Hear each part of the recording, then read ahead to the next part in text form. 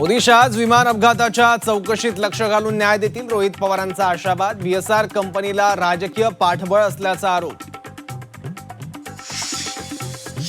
सुनेत्रा पवारांच्या कारचं सारथ्य वादात अनिकेत तटकरेंनी रत्नागिरीत सरकारी ड्रायव्हरला हटवून कारचं सारथ्य केल्याचा आरोप. तर वाहन शासकीय नसून खासगी होतं. अनिकेत तटकरेंचं झी24 तासला स्पष्टीकरण.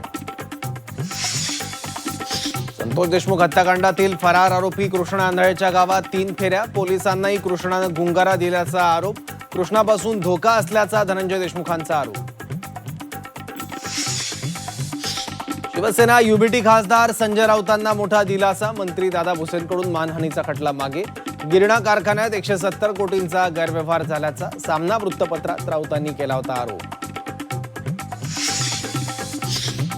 आरएसएस मानहानी प्रकरणी राहुल गांधींच्या वकिलांकडून भिवंडी कोर्टात जामीनपत्र दाखल.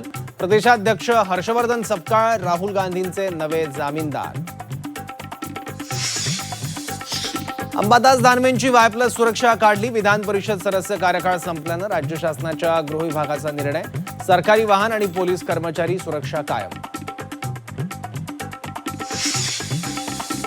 साईंच्या शिर्डीत आंध्रमधील चोरांची बहुरूपी टोळी. वेश बदलून साईंच्या दर्शन रांगेत चोरी केल्याच्या घटना. चोरट्यांना गजाआड करण्यात पोलिसांना यश. अकोल्यात सोशल मीडियावरील मैत्री भोवली. रील बनवण्याच्या बहाण्यानं घरात चोरी. संधी मिळताच कपाटातून 20 लाखांचा ऐवज लंपास. कोल्हापुरात दागिन्यांसाठी नातवाकडून आजीचा खून. चहात विष घालून आजीला नातवानं संपवलं. आजीचा बळी घेणाऱ्या नातवाच्या हाती बेड्या.